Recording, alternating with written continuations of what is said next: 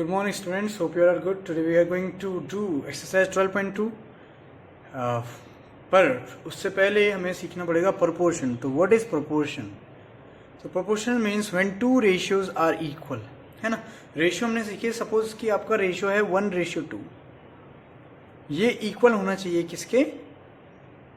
1:2 के ही, है ना. 1:2 किसके इक्वल होगा? 1:2 के इक्वल होगा. तो how is this possible? Suppose मान लीजिए 1/2 है और आपका 2/4 है, तो क्या ये इक्वल है ना. लेकिन इसको जब आप कट कर देंगे तो 2 1 2 2 2 4 ही आएगा. तो क्या ये इक्वल है? यस, इट इज इक्वल, है ना. तो दे आर इक्वल, तो ये हो जाएगा आपका. और प्रपोर्शन का जो साइन होता है वो होता है डबल डॉट, है ना, या फिर इक्वल. तो आप इक्वल लगाओ या फिर 4 डॉट्स लगाओ, इसको बोलते हैं प्रपोर्शन. तो प्रपोर्शन मीन्स क्या है कि जब दो रेशियोज क्या होते हैं? इक्वल होते हैं. ठीक है, सिर्फ दिखने में नहीं, मैंने बोला ना, जैसे कि 1/2 इक्वल टू 3/6 भी होता है. जब 3/6 को आप कट कर देंगे तो 1/2 ही आएगा, है ना. तो इसका मतलब ये नहीं कि सिर्फ दिखने में सेम होना चाहिए, नहीं. वैसे भी आप जब डिवाइड करेंगे तो डिवाइड करने के बाद रेशियो में सेम आना चाहिए. तो ये याद रखेंगे, what is proportion when two ratios are equal. ठीक है, तो चलिए एक्सरसाइज 12.2 करते हैं.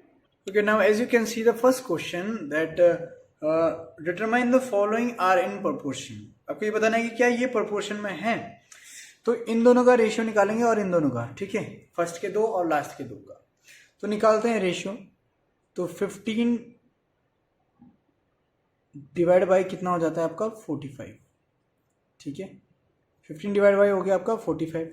इसको देखो कैंसिल कर देंगे, 15 के टेबल में आते हैं दोनों. 15 1 जा 15, 15 3 जा 45. तो रेशियो क्या बन गया आपका? 1:3 बन गया. सिंपल है, 1:3 बन गया. अब नेक्स्ट का देखो, 40 और 120. देखो 0 से 0 कैंसिल हो गया, तो बचा कितना? 4/12. लेकिन और करता है ना 4 की टेबल में, 4 1 जा 4 और 4 3 जा 12. तो रेशियो कितना आ रहा है? 1:3. तो क्या ये दोनों इक्वल हैं? Yes, they are equal. तो दे आर इन प्रपोर्शन. तो लिखेंगे therefore 15 45 40 120 are in, they all are in proportion, है ना. तो आपका इक्वल आ रहा है. अगर नहीं आएगा इक्वल तो they are not in proportion. Simple. ठीक है, आई होप आपको समझ में आएगा. सारे क्वेश्चन मैं बता नहीं पाऊंगा, आपको प्रैक्टिस भी करना है. ठीक है, बाकी क्वेश्चन आपके होमवर्क के. Now you can see the question number 2. आपको ये बताना है कि राइट ट्रू एंड फॉल्स, है ना.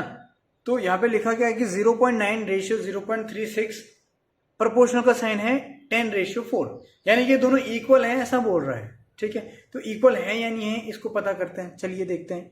तो फर्स्ट जैसे कि 0.9 है और 0.36 है, इसको पहले सॉल्व कर लेते हैं. अब इसको समझेंगे ध्यान से, ना. अब ये डेसिमल में है, इसको हमें नॉर्मल नंबर बनाना है. तो हम पढ़ चुके हैं कि जब 36 है तो इसको नॉर्मल नंबर कौन बना सकता है? 2 0 वाला. तो क्या कर देंगे? 2 0 वाला यानी 100 को मल्टीप्लाई. तो देखो जो नीचे करते हैं वो ऊपर भी करना पड़ेगा, नहीं तो, है ना, ऐसे करेंगे मल्टीप्लाई. हो गया. तो अब बनेगा क्या? देखो 1 0 तो 9 को आगे ले आएगा, 1 0 कहाँ जाएगा? इसके पीछे. ठीक है, नेक्स्ट ये 2 0 36 को आगे ले आएंगे. ठीक है, अब आप डिवाइड करके देख सकते हैं कितना आ रहा है आंसर. 9 के टेबल में दोनों आते हैं, 9 10 जा एंड 9 4 जा. तो रेशियो आपका बन रहा है 10:4. दूसरा वाला आपको सॉल्व करने की जरूरत नहीं है, क्योंकि दूसरा क्या है? पहले से 10:4 है. ये और डिवाइड हो सकता है आपका, कितना हो जाएगा? 2 5 जा 10 एंड 2 2 जा 4, यानी 5:2. तो यहाँ पे भी सेम रहेगा. 10:4 को 10/4 लिखेंगे, डिवाइड करेंगे तो कितना आ जाएगा? 5:2. ठीक है, तो ये क्या हो जाएगा? ये क्या हो जाएगा आपका? ट्रू हो जाएगा. Simple. Okay, now next question, as you can see on the screen, question number 3. आपको यहाँ पे लिखा है कि are the following statements true. क्या ये फॉलोइंग स्टेटमेंट ट्रू है? देखो यहाँ पे क्या लिखा है? 40% ratio 200% is equal to 15 rupees ratio 75. तो इनकी रेशियो चेक करते हैं क्या ये इक्वल है या नहीं है, इसको पता करते हैं. तो कैसे करेंगे देखेंगे. तो 40% रेशियो 200% इक्वल टू, कैसे लिख सकते हैं? 40 डिवाइड बाई 200. ठीक है, 0 से 0 कैंसिल हुआ, बचा कितना? 4/20. अब दोनों किसके टेबल में आते हैं? 4 के. 4 1 जा 4 एंड 4 5 जा 20. तो रेशियो कितना बन रहा है आपका? 1:5. ठीक है, अब दूसरे का चेक करते हैं. ₹15 रेशियो ₹75. चेक कर लेते हैं। 15 डिवाइड बाई कितना हो गया ये 75। दोनों 15 के टेबल में आते हैं, अगर 15 का टेबल याद है 15 1 15, 15 5 75, तो कितना आ गया 1:5। Hence this statement is true, ऐसे राइटिंग लिखेंगे।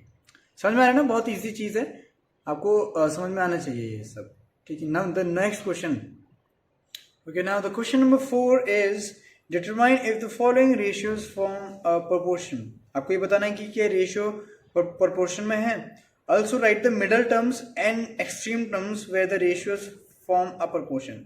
अगर ये प्रोपोर्शन में तो इसके मिडल टर्म और एक्सट्रीम टर्म आपको बताने हैं। तो मिडल टर्म और एक्सट्रीम टर्म क्या होता है ये तो मैं अभी बता दूंगा, पहले इसका प्रोपोर्शन निकाल लेते हैं, ठीक है, कि ये है या नहीं। तो देखेंगे सबसे पहले क्वेश्चन देखो कि 200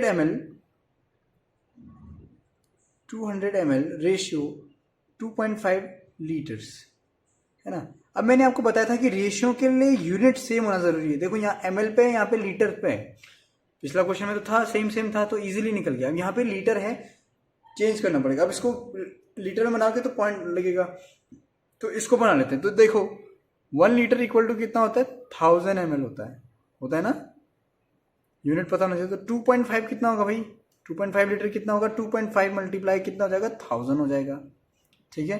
तो देखो 1 0 तो 25 आगे ले आएगा, 25 हो जाएगा, 2 0 आ जाएंगे इसके पीछे, ये ठीक है। तो अब इसको कैसे लिखा जाएगा, 200 डिवाइड बाई कितना हो जाएगा 2500, सिंपल है ना। देखो 2 0 से 2 0 कैंसिल हो गए, बचा कितना, देखो 2 और 25 एक ही टेबल में नहीं आते तो यही बच गया, तो रेशियो यही बन गया 2 और 25, सिंपल इजी हो गया, ठीक है। अब नेक्स्ट देखो RS4 रेशियो RS50, तो इसको कैसे लिख सकते हैं 4/50, दोनों 2 के टेबल में आते हैं, 2 2 ज़ा 4 और 2 25 ज़ा 25 2 ज़ा 50 होता है ना, तो ये कितना हो गया कि ये भी कितना हो गया आपका 25। तो क्या लिखेंगे आप, दे आर इन प्रोपोर्शन। अब ये पूछा कि मिडल टर्म्स बताओ, मिडल टर्म्स। अब मिडल मीन्स क्या होता है भाई, बीच का, है ना। तो बीच में देखो ये 4 नंबर दिख रहे हैं आपको, फिक्स दिख रहे हैं ना, 1 2 3 4, बीच में कौन है, ये और ये है ना।